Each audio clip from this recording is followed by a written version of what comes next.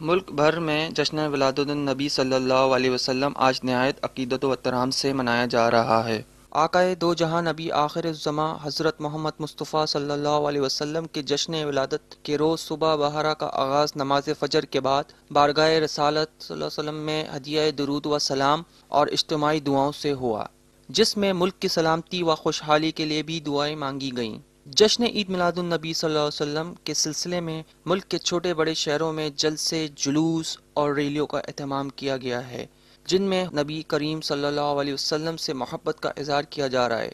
عاشقان رسول صلی اللہ علیہ وسلم اپنے اپنے انداز میں واہلانہ محبت کا اظہار کر رہے ہیں۔ نبی آخر الزماں صلی اللہ علیہ وسلم کی ولادت بسعادت کی مناسبت سے ملک کے مختلف شہروں میں جلوسوں سے جد علماء کرام خطاب کریں گے، جن میں سیرت النبی صلی اللہ علیہ وسلم بیان کی جائے گی۔ ملک بھر میں جشن عید میلاد النبی صلی اللہ علیہ وسلم کے سلسلے میں عاشقان رسول صلی اللہ علیہ وسلم نے اپنے گھروں کو خوبصورت برقی کمکموں سے سجا رکھا ہے،